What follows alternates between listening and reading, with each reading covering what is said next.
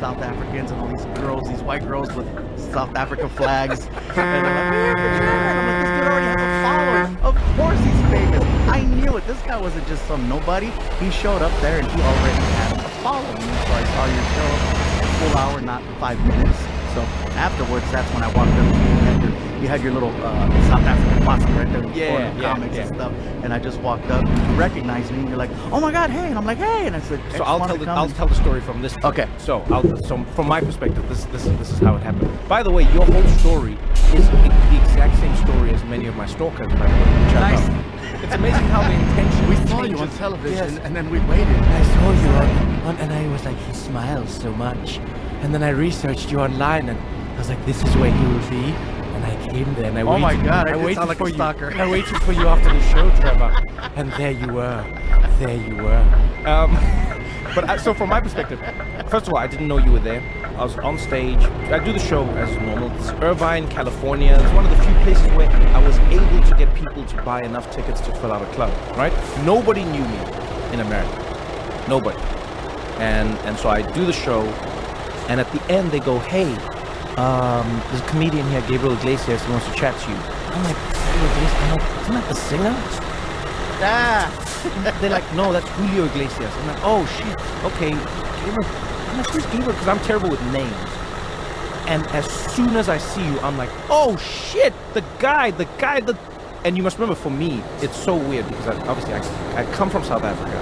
We don't bump into people who you've seen on TV, who you've seen on like any competition shows or any big shows or any. I knew you. I was like, "This is the guy." So I come over to you.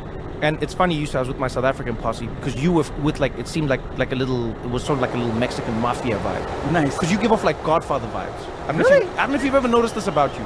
You have like but it's like a kind, you have like a kind vibe. Nobody gets whacked. No. Nobody gets whacked.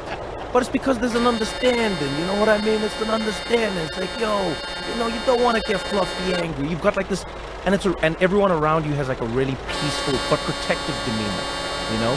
And so you waited for me afterwards, and it's just a small little crew, and you're like, and I remember how kind you were, and I was just like, "Oh, this is great. I can't believe," I think every comic has this.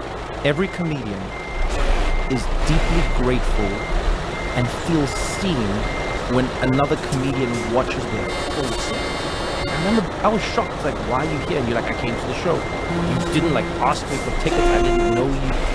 And then you said, the sweetest thing a human being has ever said to me. You said, "Hey man, I know that you're a big deal where you're from, but I wanted to offer you an opportunity. I want you to come on the road with me." And you said, "Please don't be offended.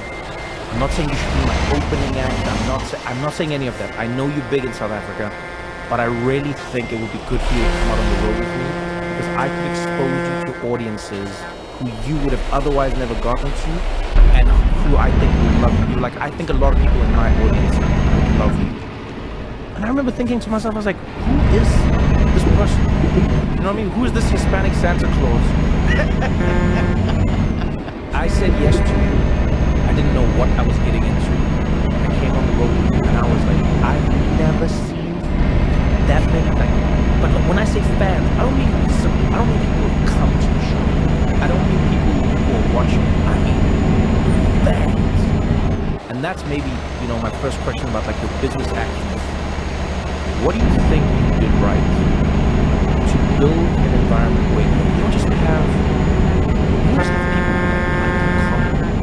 you have people who buy your face, on those little dolls, the bobblehead things, and you have people who buy like plushies of you, and you have people who buy your t-shirts.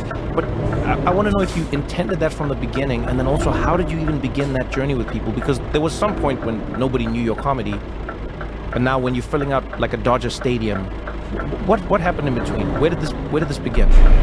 I think it was, to say that I had a plan to design this almost sounds like maniacal and evil. It was my plan all along.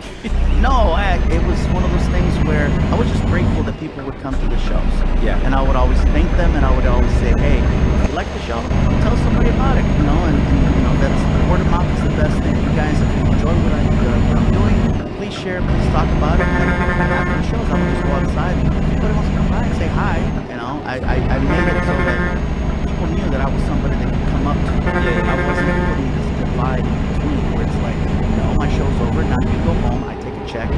buy a car. By not making it feel like I was above them or better than them. It's just I'm this lucky kid from the same area that they're driving from. I'm like, hey, I'll see you guys on the 405. You know, I'm that guy where I'm like, hey, if you see me in line at Jack in the Box and you like my show, let me cut. And they're like, okay, go ahead. You know, so I'm somebody you can run into by the bathrooms. And I get people always asking, can I hug you? Or can I feed you? And I'm like, yeah, this is not the norm.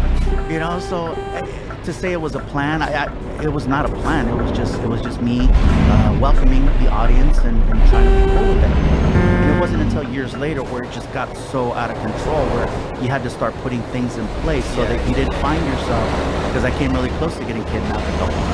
I know, save the jokes. But yeah, people were just trying to See, I didn't have a joke. I know there's something in save there. the jokes. And people are like, really? Kidnapped? Yeah. Come on. But yeah, it wasn't a plan. It was just, you know, let me just treat my audience the way I feel like I would want to be treated.